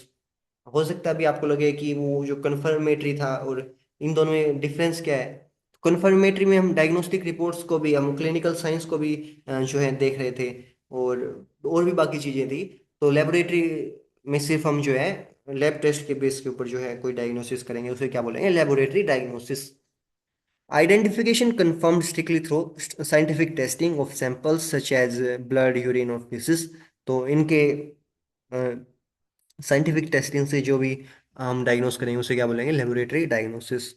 ये ज्यादा ध्यान में, मतलब आपको पता होना चाहिए बस। एमसीक्यू वगैरह अगर मेंस में कहीं आ जाए तो आपको ऐसा ना लगे कि आपने कहीं पढ़ा नहीं है। बाकी एग्जाम पॉइंट ऑफ व्यू से इतना ज़्यादा इंपॉर्टेंट नहीं है, मतलब एकेडमिक एग्जाम्स के पॉइंट ऑफ व्यू से। ये कुछ और हैं, बस आपके समझने के लिए बस। इटियोलॉजिकल डायग्नोसिस, हम एग्जैक्टली जो है कोज क्या है उसका, उस कोज को ही ढूंढ लें। क्या कोई बीमारी, किसी एनिमल, कोई एनिमल हमें जो है डिजीज दिख रहा है, उसका एग्जैक्टली जो है कोज ही हम देख लें। किसी वायरस को ही आइसोलेट कर लें कल्चर बना के, या बैक्टीरिया को ही आइसोलेट कर लें कल्चर बना, बैक्टीरिया को ही करते हैं कल्चर बना के। तो किसी बैक्टीरिया को ही आइसोलेट कर लें कल्चर बना के। तो उस डायग्नोसिस को क्या करते कहते हैं, aetiological diagnosis. Identifying the exact specific causative agent को आइडेंटिफाई कर ले तो उसे क्या बोलेंगे, इटियोलॉजिकल डायग्नोसिस। इसके अलावा एंटीमोर्टम डायग्नोसिस और पोस्टमॉर्टम डायग्नोसिस। एंटीमोर्टम आप जहां भी देखोगे, एंटे का मतलब है पहले, मोर्टम मतलब मरने से पहले जो डायग्नोसिस कर लेते हैं हम उसको क्या बोलते हैं, एंटीमोर्टम डायग्नोसिस। और पोस्टमॉर्टम, मरने के बाद जो डायग्नोसिस करते हैं हम उसे क्या बोलते हैं, पोस्टमॉर्टम डायग्नोसिस। तो एंटीमोर्टम का एग्जाम्पल, एग्जाम्पल से हम समझे, diagnosis reached while patient is still alive, तो जिंदा पेशेंट के ऊपर जो डायग्नोसिस किया जाए उसे बोलते हैं एंटीमोर्टम डायग्नोसिस। एग्जाम्पल के लिए हम जैसे ले सकते हैं कि रेबीज है, किसी डॉग को या किसी और एनिमल को रेबीज हो गया, तो उसके अंदर हमें जो है उसकी बेलोइंग जो है, भौंकने की आवाज जो है वो बदल जाएगी, उसका जो बिहेवियर है जो वो बदल जाएगा। हमारे पास जो है हिस्ट्री होगी कि किसी और डॉग के साथ इसकी लड़ाई हुई थी, उसको घाव हो गया था, उसने काट लिया था। तो ये सब चीजें हमें देखने को मिलेंगी। तो वो क्या होता है, एंटीमोर्टम, मरने से पहले जो डायग्नोसिस हो जाए। पोस्टमॉर्टम डायग्नोसिस भी होते हैं, जैसे कि a diagnosis is reached after the patient is deceased or typically via necropsy। Necropsy का मतलब क्या होता है, पोस्टमार्टम ही होता है इसका मतलब। तो एक डायग्नोसिस पर हम पहुंचे कब, जब पेशेंट जो है डिसीज्ड हो गया हो, यानी कि मर गया हो। तो इसका एग्जांपल क्या हो सकता है, जैसे काउज में, मतलब बछड़े बछड़ियों में एफएमडी का जो केस होता है उसके अंदर हमें देखने को मिलता है टाइग्रोइड हर्ट अपीयरेंस। तो जब हम उसका पोस्टमार्टम करेंगे तो उसके हर्ट के अंदर क्या करेंगे, हमें हमें स्ट्रिक्स मिलेंगी, टाइगर के जो स्ट्रिक्स होते हैं, जो धारियां होती हैं, वैसी स्ट्रिक्स हर्ट के ऊपर देखने को मिलेंगी, पेल कलर की। तो उससे हमें क्या पता चलेगा कि इसको एफएमडी हुआ था। तो ये होता है पोस्टमार्टम डायग्नोसिस। अब आते हैं प्रोग्नोसिस पर। प्रोग्नोसिस कोई बड़ी बात नहीं है, इतना आपको ध्यान में रखना है कि प्रोग्नोसिस होता क्या है। तो प्रोग्नोसिस होता है, इट इज फोरकास्ट, यानी कि भविष्यवाणी करते हैं हम इसके अंदर, आगे की बात जो है हम बताते हैं। ऑफ प्रोबेबल कोर्स, यानी कितना लंबा चलेगा, इसको बाद में देखते हैं। आप मान लीजिए किसी किसी पशुपालक ने आपको बुलाया, आपने डायग्नोस किया, आपने उसका कोई ट्रीटमेंट दिया, उसके बाद आपसे पशुपालक पूछेगा कि क्या बात है डॉक्टर साहब, या जो भी तो आपसे पूछेगा कि क्या बात है, कब तक ये एनिमल जो है ठीक हो जाएगा, कब तक ये चरना पीना शुरू कर देगा। तो वो क्या है, प्रोग्नोसिस होगा। अब आप उसको बता सकते हो कि कोई बड़ी बात नहीं है, ये कल तक आपका बिल्कुल ठीक हो जाएगा एनिमल। आ, फिर या आप कह सकते हो अभी कुछ कह नहीं सकते, या आप कह सकते हो इसको तो है टीबी और इसका कोई इलाज नहीं है, इसका तो यूथनेशिया करना पड़ेगा, इसको यूथनाइज करना पड़ेगा, मारना पड़ेगा इसको, जो है स्लॉटर करना पड़ेगा। तो ये कुछ आपके जवाब हो सकते हैं। तो उन सब, वो एक स्केल होता है, प्रोग्नोसिस एक तरीके से स्केल होता है कि ये एक्सीलेंट है, मतलब अभी जल्दी ये ठीक हो जाएगा, ना कोई हमें इसके ऊपर हेल्थ इश्यू देखने को मिलेगा। गुड है, मतलब ठीक होने की पॉसिबिलिटी काफी अच्छी है। तो इस तरीके की तो एक बार हम पहले देख लेते हैं। It is forecast of probable course, कि वो बीमारी कितनी लंबी चलेगी उसका फोरकास्ट, उसकी भविष्यवाणी होती है। एंड टर्मिनेशन ऑफ डिजीज, और ये बीमारी कब तक ये जो है खत्म हो जाएगी वो डिजीज, तो उसे क्या बोलते हैं, prognosis. The animal may recover completely following A disease और रिकवरी इज नॉट पॉसिबल। तो एनिमल इस कंडीशन में जो है कंप्लीटली जो है रिकवर भी कर सकता है, या ना भी करे, मतलब रिकवर कर जाएगा तो मतलब बेस्ट, मतलब जल्दी रिकवर कर जाएगा तो क्या है, एक्सीलेंट है प्रोग्नोसिस। अगर नहीं करेगा तो क्या है, ग्रेव है प्रोग्नोसिस। तो ऐसी बात है। अब देखते हैं हम टाइप्स ऑफ प्रोग्नोसिस। तो एक तरीके से स्केल टाइप में है कि एक्सीलेंट मतलब जल्दी ठीक हो जाएगा। तो एक्सीलेंट में देखते हैं, excellent very high likelihood of full recovery with no lasting impact on production और हेल्थ। ना तो उसकी जो है उत्पादकता के ऊपर कोई इम्पैक्ट पड़ेगा और ना उसकी हेल्थ पर कोई इम्पैक्ट पड़ेगा, तो उसे बोलेंगे एक्सीलेंट प्रोग्नोसिस। तो एक्सीलेंट प्रोग्नोसिस आप समझ गए होंगे। जैसे कि कोई छोटा मोटा घाव हो गया, कोई एब्रेजन हो गया, तो उसमें क्या होगा, एक्सीलेंट होगा प्रोग्नोसिस।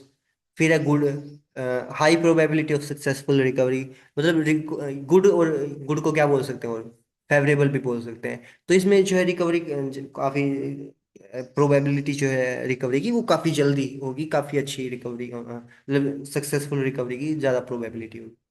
फिर है फेयर या डाउटफुल, मतलब थोड़ा सा डाउट रहेगा इसमें। फेयर या डाउटफुल, आप फेयर को ऐसा समझ के नहीं कि अच्छा होता है फेयर का मतलब, तो यहाँ वो वाला मतलब थोड़ा सा, मेरे को भी शुरुआत में जब मैंने वर्ड देखा था तो मेरे को भी लगा था कि फेयर का मतलब तो अच्छा ही होता है। ए रीजनेबल चांस ऑफ सक्सेस, मतलब चांस है सक्सेस के, पर आउटकम जो है अनसर्टेन है। और यानी कि कुछ कह नहीं सकते ठीक ठीक, पर चांस है उसके सक्सेस के, पर आगे तो कौन जाने क्या ही हो। और उसके अंदर जो है परमानेंट इफेक्ट्स जो है देखने को मिल सकते हैं, कि आगे चल के उसको बाद में ठीक तो हो जाए, पर जो है कुछ कंडीशंस देखने को मिले, जैसे कि हाइग्रोमा हो सकता है उसके अंदर आगे चल के, या मतलब कुछ ऐसी जैसे इंसानों में कोई बीमारी हो जाती है, बीमारी तो ठीक हो गई, पर उसमें हम हमें सुनने को मिलता है कि भाई बीमारी तो ठीक हुई पर मेरे जोड़ों में दर्द होने लग गया उस टाइम के बाद। तो ऐसी जो कंडीशंस होती हैं उसे क्या बोलते हैं, फेयर या डाउटफुल प्रोग्नोसिस, कि रीजनेबल चांस तो है सक्सेस के, पर आउटकम जो है अनसर्टेन होगा। डायरेक्टली ऐसा कुछ पूछा नहीं जाएगा आपसे, बस आपको पता होना चाहिए, आइडिया होना चाहिए। फिर है गार्डेड। गार्डेड का मतलब क्या होगा, कि जो सिचुएशन है वो काफी अनप्रिडिक्टेबल है, कुछ भी कह नहीं सकते हम, और लगातार हमें जो है पेशेंट का जो है मॉनिटरिंग करना पड़ेगा, लगातार उसको की देखभाल करनी पड़ेगी। और इसमें क्या है कि दोनों काम हो सकते हैं। हो सकता है कि एनिमल इम्प्रूवमेंट भी दिखाए, और एकदम से हो सकता है कि बीमारी मतलब बहुत ज्यादा बिगड़ जाए। तो ऐसी कंडीशन को क्या बोलते हैं, गार्डेड प्रोग्नोसिस बोलते हैं ऐसे प्रोग्नोसिस को। इसके बाद आता है पुअर। पुअर क्या होता है, जो कि बहुत कम चांस है जिसके ठीक होने के, और ये लगातार आगे जाके हमें पता है कि कंडीशन जो है खराब ही होनी है, चाहे हम उसको ट्रीटमेंट देते रहें, तो वो होगा पुअर जो है, पुअर प्रोग्नोसिस। और फिर लास्ट, लास्ट में क्या बोलते हैं, ग्रेव। ग्रेव का मतलब क्या होता है, ग्रेव किसे बोलते हैं, क्रिश्चियंस में जहाँ दफनाते हैं, क्या बोलते हैं, कब्रिस्तान, कब्र। हाँ, ग्रेव होता है कब्र। तो कब्र वाला ही है ये। होपलेस होता है, इसका दूसरा नाम हो सकता है होपलेस टर्मिनल, यानी कि अब तो इसका लास्ट टर्म आ गया है, आखिरी पॉइंट आ गया है। तो टर्मिनल, होपलेस या ग्रेव इसके दूसरे एग्जाम्पल हो सकते हैं, तो पूछे जा सकते हैं। डेथ इज इमिनेंट, यानी कि डेथ तो आएगी ही आएगी, और जो कंडीशन है वो इरिवर्सिबल है, अब उसको बदला नहीं जा सकता। और रिकवरी जो है अ, बिल्कुल इम्पॉसिबल ही है। तो ऐसी कंडीशंस को हम क्या बोलेंगे, ऐसे प्रोग्नोसिस को हम क्या बोलेंगे, ग्रेव प्रोग्नोसिस या होपलेस प्रोग्नोसिस या टर्मिनल प्रोग्नोसिस। इसके अलावा जो है कई किताबों में हमें देखने को मिलता है कि एक्सीलेंट और गुड प्रोग्नोसिस दोनों को एक साथ ग्रुप करके क्या बोल देते हैं, हम फेवरेबल प्रोग्नोसिस बोल सकते हैं कई बार। और प्रोग्नोसिस का ऐसा कुछ फिक्स नहीं होता, प्रोग्नोसिस का डायनेमिक जो है डायनेमिक नेचर होता है। यानी कि मान लीजिए आज मैंने आज कोई हमने एक पैरावेट ने या फिर किसी वेट ने जाके किसी एनिमल को जो है उसका डायग्नोसिस किया, उसके उसका जो है ट्रीटमेंट चालू किया।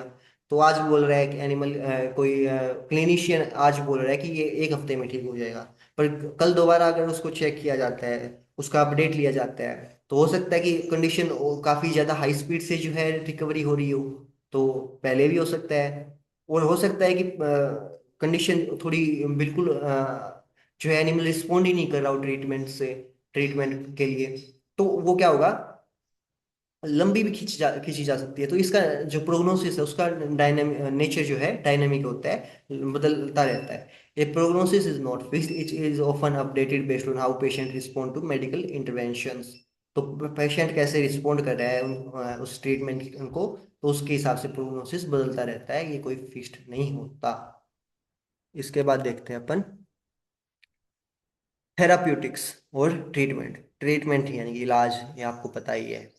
It is application of pharmacology, pharmacology knowledge.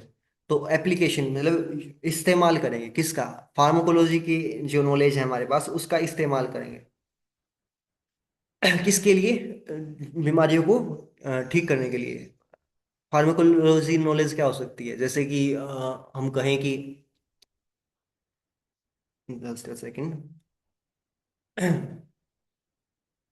Pharmacology, जैसे कि हमें पता है कि ये एक ड्रग है जो एस्ट्रिंजेंट की तरीके से काम करता है, ये एक ड्रग है जो कि बुखार उतारने के लिए काम करता है, ये एक ड्रग है जो कि एंटीबायोटिक है, जो कि बैक्टीरिया को मारने की तरीके से काम करता है। तो उस सब नॉलेज को, उस नॉलेज को क्या बोलेंगे हम, फार्माकोलॉजी, जो की नॉलेज हम कहाँ गेन करते हैं, फार्मेसी पढ़कर जो गेन करते हैं, उसका इस्तेमाल अगर डिजीज को ठीक करने या हेल्थ को रिस्टोर करने के लिए यूज करें, तो उसे बोलते हैं थेराप्यूटिक्स और ट्रीटमेंट।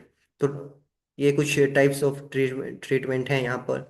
पहला सिम्टमेटिक, सिम्टम्स हमने पीछे देखा था। तो सिम्टम्स क्या हो सकते हैं? पेट दर्द हो सकता है, सिर दर्द हो सकता है, बुखार हो सकता है। तो ये क्या है? सारे सिम्टम्स की तरीके से इनको हम काउंट करेंगे। तो सिम्टम्स जो है, सिम्टम्स को ठीक करने के लिए जो है हम सिर्फ जो है कोई दवाई दे दें, कोई ड्रग दे दें, तो उसे क्या बोलेंगे? Symptomatic treatment. Like administration of drugs to get rid of specific symptoms. Specific symptoms से बचने के लिए जो क्या करें हम, ड्रग एडमिनिस्टर करते हैं, उसे क्या बोलेंगे? Symptomatic treatment. एग्जाम्पल्स क्या हो सकते हैं? गिविंग एन एंटीपायरेटिक, और मेलोक्सिकैम हम जो है फीवर को उतारने के लिए, एंटीपायरेटिक का आपको पता ही होगा, बुखार को उतारने वाली दवाइयों या ड्रग्स को क्या बोलते हैं? एंटीपायरेटिक। तो अ, ये क्या है? सिम्टम है। सिम्टम को ठीक करने के लिए जो ट्रीटमेंट दिया जाए उसे बोल देंगे सिम्टोमेटिक ट्रीटमेंट। इसमें हमें ये नहीं पता कि जो है असली कोज क्या है बीमारी का, कोई इन्फेक्शन है या क्या कुछ है। हम बस सिम्टम्स को देखकर जो है ट्रीटमेंट कर रहे हैं। इसके बाद है सिम्टमेट सॉरी स्पेसिफिक ट्रीटमेंट। स्पेसिफिक का वर्ड में ही आपको देखने को मिल रहा है कि स्पेसिफिक कुछ चीज स्पेसिफिक होगी। Administration of specific curative drug against certain disease और इट्स कॉज। तो किसी बीमारी के लिए जो बीमारी में जो ड्रग ऑफ चॉइस होता है उसका इस्तेमाल करके किसी बीमारी को खत्म करने के लिए उसका एडमिनिस्ट्रेशन करते हैं हम। उस स्पेसिफिक ड्रग का जो है एडमिनिस्ट्रेशन करते हैं, तो उसे क्या बोलते हैं? Specific treatment. जैसे कि मिल्क फीवर है, मिल्क फीवर में हम कैल्शियम बोरोग्लूकोनेट जो है उसका इस्तेमाल करेंगे। एंड या फिर कोई पॉइजनिंग हो गया है, साइनाइड साइनाइड पॉइजनिंग हो गया है, या कोई और पॉइजनिंग हो गया है, तो उसके लिए उसका एंटीडोट जो है उसका इस्तेमाल करेंगे। तो होगा स्पेसिफिक ट्रीटमेंट। हम कुछ और एक्स्ट्रा चीज नहीं दे रहे हैं इसमें। जो जो कारण है, कारण को ही जो है खत्म करने का जो है ट्रीटमेंट देंगे, उसे क्या बोलेंगे हम? Specific treatment. इसके बाद हम देखेंगे कि पैलिएटिव ट्रीटमेंट काफी इंपॉर्टेंट है, कई बार सवाल बन जाते हैं इससे। Just second. हम्म। तो पैलिएटिव ट्रीटमेंट का मतलब क्या होता है? The treatment given to prolong the life of और प्रोवाइड कंफर्ट इन इनक्योरेबल और terminal cases where a complete cure is impossible. वही बात है, आप लोगों ने फार्मेसी में पढ़ा होगा पैलिएटिव ट्रीटमेंट क्या होता है। तो अगर कोई बीमारी है जो उसका इलाज तो नहीं है, आखिर में आनी तो उसको मौत ही है, तो उसकी या तो लाइफ को मतलब बढ़ा दें, मतलब उसकी लाइफ को प्रोलोंग कर दें, उसके लिए अगर कोई ट्रीटमेंट दे रहे हैं हम, या फिर उसकी जो है कंडीशंस काफ़ी ज़्यादा है, उसको बहुत ज़्यादा पेन हो रहा है, तो उस पेन को ख़त्म करने के लिए कोई ट्रीटमेंट दे दें, क्योंकि डेथ तो आनी ही है। पर इसमें हम जो है उसकी वेलफेयर का सोचते हैं। तो उसके लिए जो ट्रीटमेंट दिया जाता है उसे बोलते हैं palliative treatment. Treatment given to prolong life, life को बढ़ाने के लिए, क्या कंफर्ट प्रोवाइड करने के लिए। किस केस में? जब बीमारी का कोई इलाज ना हो, जो ला इलाज बीमारी है उनको ठीक उनके अंदर, या टर्मिनल कंडीशन है, मतलब अभी कुछ टाइम में उसकी जो है मौत होने वाली है, तो उस कंडीशन में जो है हम ट्रीटमेंट देते हैं, उसे बोलते हैं पैलिएटिव ट्रीटमेंट। जब पूरा पूरा क्योर इम्पॉसिबल हो, जैसे कि हम पेन किलर्स देते हैं एनिमल को, जिसको जो है टर्मिनल कैंसर कैंसर होगा, तो उसको हम पेन किलर्स दे रहे हैं कि ताकि उसको दर्द ना हो, बस उसकी वेलफेयर वाली कंडीशन हमें यहाँ देखने को मिलेगी। अब देखते हैं आगे, एम्पेरिकल ट्रीटमेंट। एम्पेरिकल का मतलब होता है, एम्पेरिकल ट्रीटमेंट का मतलब होता है कि जो क्लिनिशियन है, जो प्रैक्टिशनर है, जो भी ट्रीटमेंट करने वाला इंसान है, चाहे वो पैरावेटनरियन है या वेटनरियन है, वो अपने एक्सपीरियंस के हिसाब से जो है, उसने कभी किसी कोई बीमारी हुई थी, उसमें कुछ ऐसे ही ड्रग दे दिया था और वो काम कर गया, तो वो बस उसके एक्सपीरियंस के बेस के ऊपर जो है ट्रीटमेंट कर दे, उसे बोलते हैं empirical treatment. The treatment based on long term personal experience of clinician rather than scientific proof और लैब रिपोर्ट्स। तो इसके पीछे कोई साइंटिफिक प्रूफ नहीं होता, कोई लैब रिपोर्ट नहीं होती। तो ऐसे ट्रीटमेंट को बोलते हैं हम एम्पेरिकल ट्रीटमेंट। एग्जाम्पल क्या हो गया? Insufflation of air into udder to treat milk fever. तो मिल्क फीवर को ट्रीट करने के लिए क्या करते हैं ये पहले क्या करते थे, या अब भी करते हैं, हवा भर देते हैं थनों के अंदर, या अडर के अंदर, लेवटी के अंदर या अयन के अंदर जो है हवा भर देते हैं। तो आज के दिन तो उसका थोड़ा हमें लॉजिक पता है, पर शुरुआत जब हुई तो उस समय पर हमें जो है लॉजिक नहीं पता था कि हवा भरने से क्या होता है, क्यों जो है ये मिल्क फीवर में के ट्रीटमेंट की तरीके से काम आता है। तो आज के दिन तो हमें पता है कि अगर हम थनों में जो है हवा भर देंगे तो वहाँ का प्रेशर जाएगा बढ़, और प्रेशर बढ़ गया तो मिल्क फॉर्मेशन जो है नहीं होगा। मिल्क फॉर्मे ऑलरेडी प्रेशर है, अगर प्रेशर नहीं होता थन जो है या अडर जो है वो मतलब खाली महसूस होता, तो ज़्यादा मतलब ज़्यादा ब्लड फ्लो आता उधर मिल्क बनाने के लिए, तो ऐसा नहीं होगा। तो आज के दिन तो हमारे पास पहले जो पहले जो एम्पेरिकल ट्रीटमेंट्स होते थे उनके कईयों के आज के दिन हमारे पास साइंटिफिक प्रूफ्स हो गए हैं। पर ज- जो एग्जैक्टली बात यही है कि पर्सनल एक्सपीरियंस के, लॉन्ग टर्म पर्सनल एक्सपीरियंस के बेस पर जो ट्रीटमेंट किया जाए उसे बोलते हैं एम्पेरिकल ट्रीटमेंट। इसके बाद देखते हैं हम प्रोफाइलेक्टिक ट्रीटमेंट। प्रोफाइलेक्सिस पढ़ा था हमने, prevention is better than cure, तो प्रिवेंशन उसमें हो रहा था ना, वही बात है। Measures taken to prevent occurrence और स्प्रेड ऑफ डिजीज, किसी भी बीमारी का को फैलने से बचाने के लिए या उसको होने से बचाने के लिए जो भी ट्रीटमेंट हम करेंगे उसे बोलते हैं प्रोफाइलेटिक ट्रीटमेंट। जैसे वैक्सीनेशन हो गया, आइसोलेशन हो गया, यानी कि किसी एनिमल को बीमारी है उसको आइसोलेट करके अलग रख दिया, क्वारंटाइन हो गया, किसी एनिमल्स को बाहर से ला रहे हैं हम तो बायो सिक्योरिटी के चक्कर में, या हमें पता नहीं है कि हो सकता है उस एनिमल के अंदर कोई इन्फेक्शन हो, तो उसको क्वारंटाइन रखना, कुछ समय तक जो है अलग जगह पर रखना, बाकी एनिमल्स के साथ ना मिलाना, तो वो हो गया प्रोफाइलेक्टिक ट्रीटमेंट। इसके बाद है rational treatment, a logical treatment based on the confirmed cause and pathogenesis of the disease. तो अब आप कह सकते हो कि जो स्पेसिफिक ट्रीटमेंट था और रेशनल ट्रीटमेंट था इसमें क्या फ़र्क है, बात तो एक ही जैसी लग रही है। इसमें भी जो है कंफर्म होने के बाद ही जो है ईटियोलॉजी के बेस पर ही दे रहे हैं, उसमें भी ईटियोलॉजी के बेस पर दे रहे थे। पर स्पेसिफिक ट्रीटमेंट में जो थे हम सिर्फ एक ही ड्रग दे रहे थे, स्पोर्टिव ट्रीटमेंट नहीं दे रहे थे मतलब। पर इसके अंदर जो है हम सिम्टोमेटिक ट्रीटमेंट भी देंगे, जो असली कोज है उसको ठीक करने के लिए भी जो भी हम ड्रग देंगे। तो इस ट्रीटमेंट को क्या बोलेंगे हम, rational treatment. A logical treatment plan plan based on confirmed cause and pathogenesis of disease. तो लॉजिकल ट्रीटमेंट होगा ये, जो बीमारी है उसको ठीक करने के लिए ड्रग देंगे स्पेसिफिकली, और साथ में जो है हम सिम्टोमेटिक जो भी सिम्टम्स दिख रहे होंगे उनको भी कंट्रोल करने के लिए जो है हम जो है ट्रीटमेंट में जो है ड्रग्स देंगे। तो ऐसे ट्रीटमेंट को बोलते हैं रेशनल ट्रीटमेंट। आगे है स्पोर्टिव ट्रीटमेंट। स्पोर्टिव ट्रीटमेंट भी आप जानते हैं कि बॉडी के फंक्शंस को मेंटेन करने के लिए जो भी वाइटल फंक्शंस हैं, जैसे कि मान लीजिए अगर किसी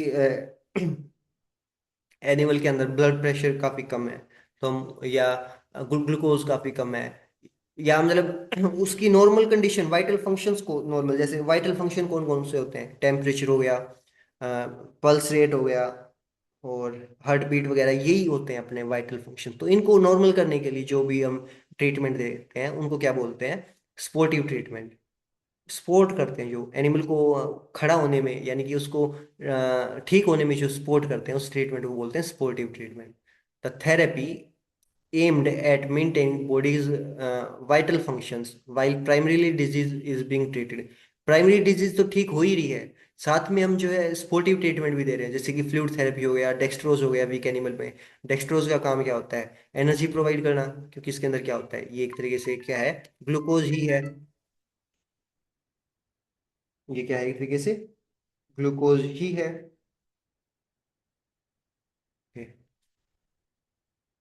तो ये होता है अपना स्पोर्टिव ट्रीटमेंट। इसके बाद आता है लोकल और systemic. Local mean local drugs होते हैं, कई मेडिसिन होते हैं जो लोकली, लोकली मतलब किसी हमारे अंग पर जो है चोट लगी थी, कोई घाव हुआ था, वहां पर जो है कोई ड्रग लगा दें उसको बोलते हैं लोकल। और सिस्टमिक जो हमारे अलग अलग बॉडी सिस्टम से होकर जाएगा, जैसे हमने कोई ड्रग लिया, हमने निगला, पेट में गया, पेट से जो है एब्जॉर्ब होगा, एब्जॉर्ब होके जहाँ उसका उसको काम करना होगा ब्लड के थ्रू वहां तक पहुंचेगा। तो local applying medicine directly on A part, जैसे कि ऑइंटमेंट लगाएंगे किसी वुंड पर। या systemic medicine that enters blood stream, वो इसमें क्या होगा, जो मेडिसिन है वो खून के अंदर जाएगा, ब्लड वेसल्स के अंदर जाएगा, और फिर अफेक्ट करेगा होल बॉडी को। And affects the whole body. तो जैसे कि इंजेक्शंस हो गए हमारे, तो ये होता है सिस्टमिक। लोकल और सिस्टमिक का मतलब हमें पता होना चाहिए, आगे काफी जगह पर आएगा।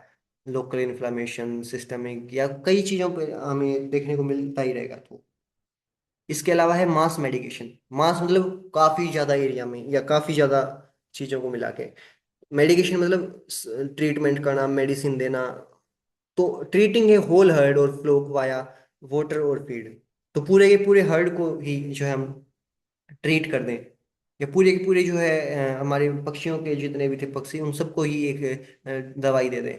तो पोल्ट्री में हम इसका कॉमनली यूज करते हैं, जिसमें हम पानी और या फिर खाने में जो है, फीड में जो है, हम कोई भी मेडिसिन देते हैं, चाहे वो डीवॉर्मिंग के लिए हो या किसी और पर्पज के लिए हो।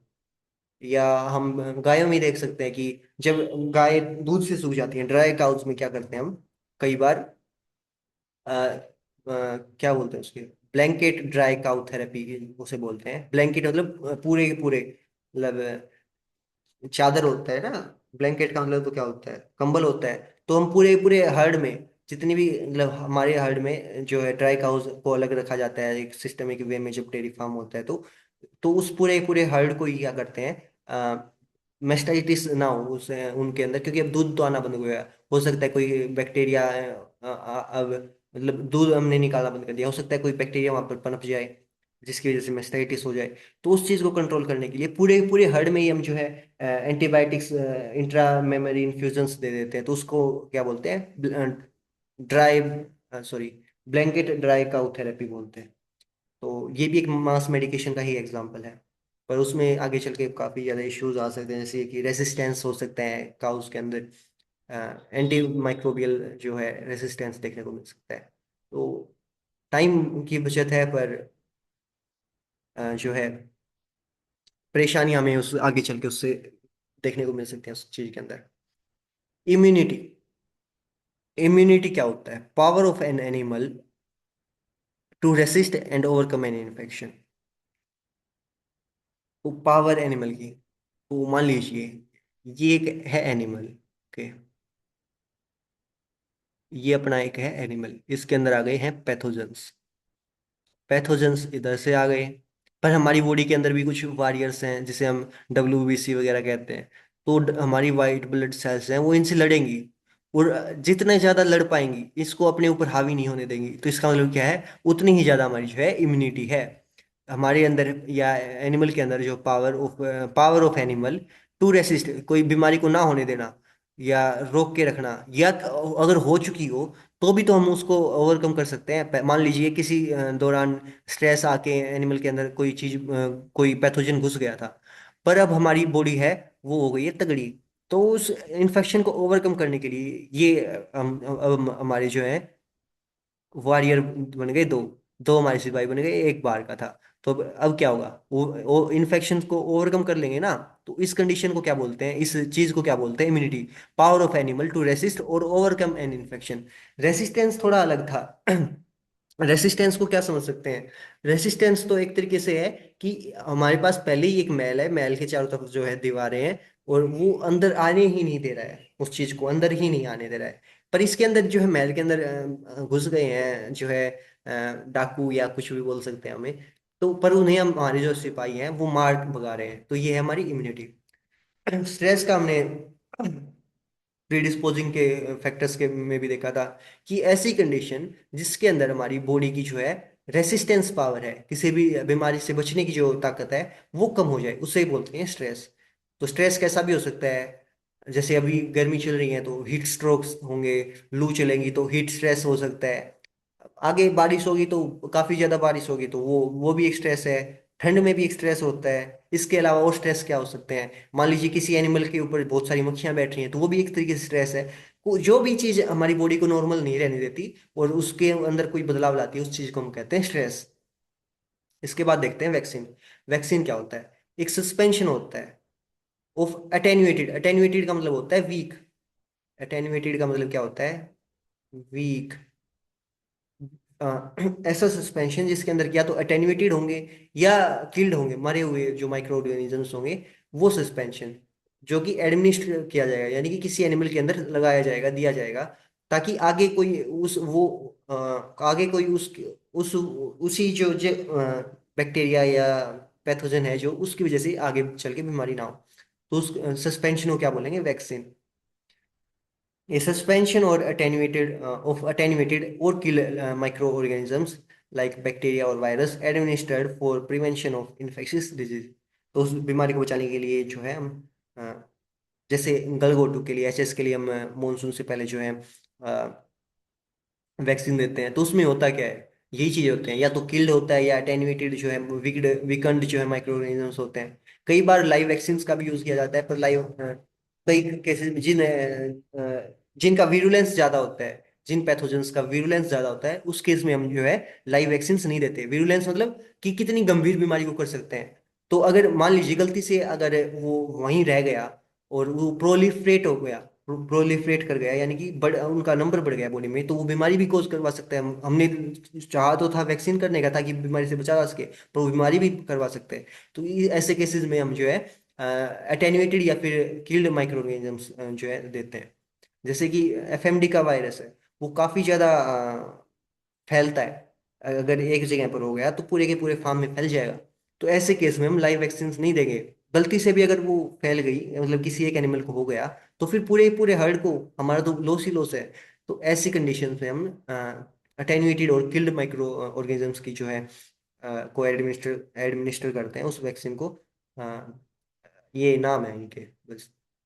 आगे देखते हैं एंटी सीरम। तो सीरम क्या होता है? आप लोगों ने पढ़ा होगा, प्लाज्मा से क्या निकाल दो, क्लोटिंग फैक्टर्स को निकाल दो, क्या बच गया? सीरम बच गया। तो असल में एंटी सीरम का मतलब क्या है? ये serum containing specific antibodies, antibodies होंगी उसके अंदर, जो कि किसी भी डिजीज को, स्पेसिफिक डिजीज को ट्रीट करने के लिए काम में आएंगी। एग्जाम्पल्स क्या ले सकते हैं हम? अ, मान लीजिए किसी डॉग है, डॉग ने बाइट कर लिया, और वो शायद रेबिड डॉग था, और काफी ज्यादा घाव हो गया है। तो उसमें हम क्या करेंगे? एंटी सीरम के जो है इंजेक्शन लेंगे, और उस घाव की चारों तरफ जो है एंटी सीरम की इंजेक्शन इंजेक्ट करेंगे, ताकि वो उस रेबीज का वायरस है या किसी कोई भी वायरस है, उसको वहीं पर जो है रोक ले, वहीं पर मार गिराए, आगे ना पहुंचने दे। तो ऐसे केसेस में जो है हम एंटी सीरम देते हैं। ये एक तरीके से जो है अपना पैसिव इम्यूनिटी प्रोवाइड करता है एंटी सीरम, क्योंकि हमें बनी बनाई जो है इसके अंदर एंटीबॉडी हमें उस एनिमल को दे रहे होते हैं। या और कौन सा कोई एग्जांपल हो सकता है? जैसे कि एंटीडोट देते हैं, वो भी एक तरीके से एंटी सीरम के तरीके से ही होता है। कि मान लीजिए एक सांप ने खा लिया, तो मतलब सांप ने काट लिया, तो उसका जहर को रोकने के लिए जो है हम एंटीडोट देते हैं। एंटी सीरम एंटीडोट एक ही जैसे की चीजें हैं, बस एंटी सीरम के अंदर एंटीबॉडी होती है, एंटीडोट के अंदर कोई और मतलब कंपाउंड्स होते हैं। काम दोनों का एक ही है। इसके बाद है इंक्यूबेशन पीरियड,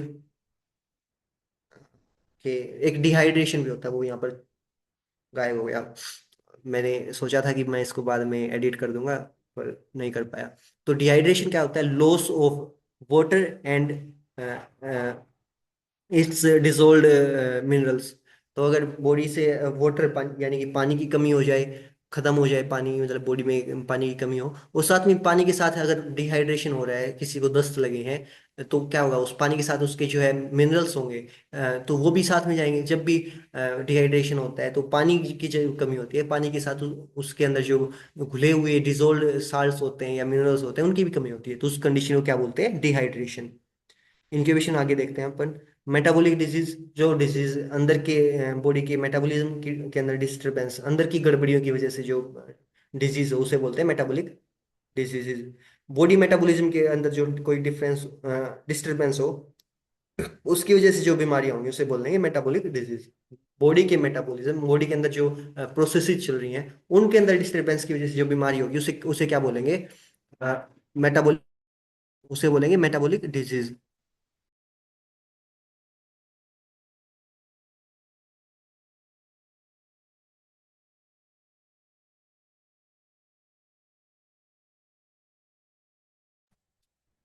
ओके, अब हम अगली स्लाइड पर चलते हैं।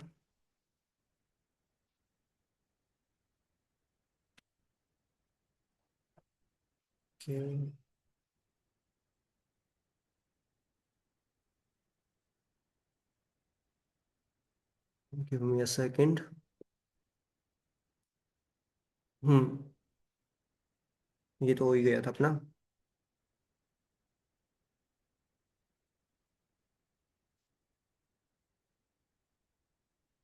क्या हो गया ये?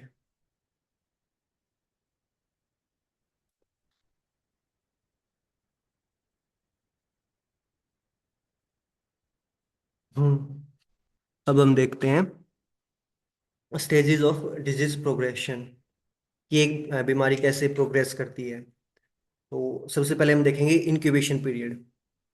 इंक्यूबेशन पीरियड क्या होता है? The time interval between entry of infectious agent into body and appearance of first clinical science. तो जब पहली बार कोई इन्फेक्शियस एजेंट एक बॉडी के अंदर घुसेगा, उससे लेके और जब पहली बार उसके अंदर जो साइंस हमें देखने को मिलेंगे, उसके क्लिनिकल साइंस, कोई बॉडी के अंदर उसके जो है सिम्टम्स देखने को मिलेंगे, उस टाइम इंटरवल को क्या बोलते हैं अपन? Incubation period. आगे आप आगे जाके पढ़ोगे कि जैसे जेडी है, उसका 2.5 साल तक, 18 महीने से 2.5 साल तक का जो है लंबा इंक्यूबेशन पीरियड होता है। किसी बीमारी का इंक्यूबेशन पीरियड बिल्कुल थोड़ा होता है। तो इन सब के बारे में भी आप पढ़ोगे, एक्यूट सब एक्यूट। अभी के लिए इतना ही है। इन्फेक्शियस एजेंट ने बॉडी के अंदर एंट्री मारी, उससे लेके और जब हमारी बॉडी पहली बार उसके लिए जो है कोई, हमें पता चलेगा पहली बार कि कोई साइन ऐसा आएगा, जैसे कि एफएमडी के केस में जो है लीजन बनना शुरू हो जाएंगे या फीवर आएगा। तो उस कंडीशन, उस पीरियड को एंट्री मारी, उससे लेके जब उसका पहला क्लिनिकल साइन आया, उस पीरियड को क्या बोल देंगे? Incubation period. इसके बाद है प्रोड्रोमल पीरियड। ये आपको आगे देखने को मिलेगा, बाकी इधर भी बता देते हैं अपन।